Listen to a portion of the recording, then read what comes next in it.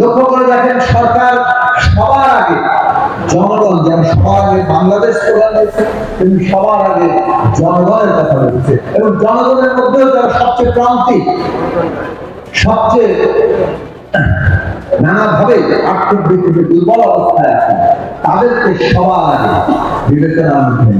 তাদের কাছে রাষ্ট্র সরকারের যা সুবিধা সবার আগে পৌঁছানোর সিদ্ধান্ত নিচ্ছে, এবং সেই হিসাবে ফ্যামিলি কার্ড তাদের মধ্যে বিতরণ করা হচ্ছে।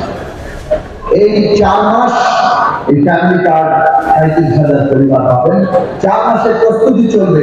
আগামী বাজেট থেকে এই যে ফ্যামিলি কার্ড ধীরে ধীরে সকলের জন্য উন্মুক্ত হতে থাকবে। তাই আপনারা এভাবে আশ্বস্ত থাকেন যে এটা কেবল বিশেষ কয়েকজনকে দেওয়া হচ্ছে না, সকলের কাছেই ধীরে ধীরে এই সুবিধা পৌঁছাবে। আমরা সামাজিক সুরক্ষা খাতকে দ্রুত কার্যকর করতে চাচ্ছি। ইতিমধ্যে মাননীয় প্রধানমন্ত্রী বলেছেন ফ্যামিলি কার্ডের পাশাপাশি কৃষি ঋণ 10,000 টাকা পর্যন্ত সুদসহ মৌকুব করে দেওয়া হয়েছে। আসলে ওটাই প্রথম করা হয়েছে। সিদ্ধান্ত হিসেবে কার্যকর হয়েছে কৃষি ঋণ 10,000 টাকা সুদসহ ইতিমধ্যেই মৌকুব করে দেওয়া, হাজার হাজার কোটি টাকা এর মধ্যে দিয়ে কিন্তু সরকার মৌকুব করেছে। কৃষক কার্ড কাজ চলছে অতি দ্রুত সেটা বাস্তবায়ন। আপনারা সবাই জানেন নির্বাচনী অঙ্গীকার ছিল দেশের সকল মসজিদে ইমাম সাহেব, মুয়াজ্জিন সাহেব এবং খাদেম সাহেবদেরকে সরকার সম্মানী দেবেন, তারা স্বীকৃতি পাবেন। একই সাথে মসজিদ তো হবেই, হিন্দু সম্প্রদায়ের মন্দির, বৌদ্ধ সম্প্রদায়ের প্যাগোডা এবং খ্রিস্টান সম্প্রদায়ের গির্জা যারা পুরোহিত কিংবা যাজকরা আছেন তারা প্রত্যেকেই এই সম্মানই পাবেন, এবং সেখানেও পাইলট প্রজেক্ট চলছে। আশা করি কয়েকদিনের মধ্যেই এই মসজিদ, মন্দির, প্যাগোডা এবং গির্জা ঈদের আগে, আমার যতদূর জানা আছে সম্ভবত 14 তারিখের মধ্যে মাননীয় প্রধানমন্ত্রী এই বিষয়টিও আমাদের সামনে হয়তো আনবেন। তারিখ যদি কিছুটা বিরোধী হয়, মোটা বিষয় হচ্ছে ঈদের আগেই এখানেও প্রথমে পাইলট আকারে দেওয়া হচ্ছে, এবং খুবই দ্রুত ধীরে ধীরে সকলের কাছে, সকল মসজিদের।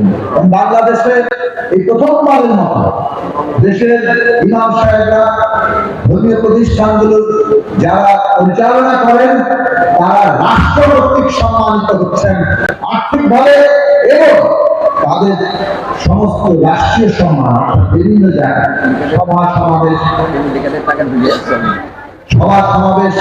রাষ্ট্রীয় অনুষ্ঠানগুলিতে তারা দাওয়াত প্রাপ্ত হবেন, অর্থাৎ তারা রাষ্ট্রীয়ভাবে মর্যাদার মধ্যে আসছে। ইতিমধ্যে ফ্যামিলি কার্ডের সমস্ত টাকা তাদের ব্যাংক অ্যাকাউন্টে চলে গেছে। আপনাদের ব্যাংক অ্যাকাউন্টে ফ্যামিলি কার্ডের টাকা চলে গেছে, এবং এইটাও মনে রাখবেন এখানে দুর্নীতির কোনো সুযোগই নেই।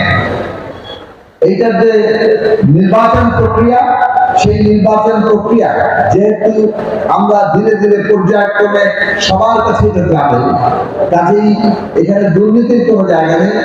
এই জায়গা নাম সিলেকশন হচ্ছে, তার কতগুলো মানদণ্ড আছে, তার ভিত্তিতে স্থানীয় এবং কেন্দ্রীয় ভাবে এটা ঠিক হচ্ছে, এবং এটা কোনোভাবে দলীয়কৃত হবে না, এবং এই সুবিধা টাকারও কোনো মাঝখানের মানুষ নেই, সরাসরি ব্যাংক অ্যাকাউন্টে G2P পদ্ধতিতে আপনার কাছে পৌঁছে যাবে।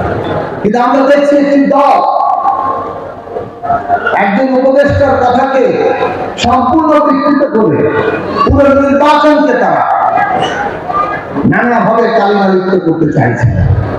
শুধু পরিষ্কার করে বলবে এটা রাজনৈতিক দেউলিয়াত্ব, পুরনো বন্দোবস্তের রাজনীতি। কাজেই আগামী দিচ্ছে আমি আমার কথা বাড়াবো না, এইটুকু বলবো, বাংলাদেশের শহীদের রক্তের ঋণে আমরা আবদ্ধ। জনগণের স্বার্থ ভিত্তিক কাজ করে এই দেশে আগামী দিনে রাজনীতি করতে হবে। সেই রাজনীতি জনগণ সমর্থন করবেন, অপরাজনীতি বাংলাদেশের মানুষ করতে আকাঙ্ক্ষা করেছে। আপনারা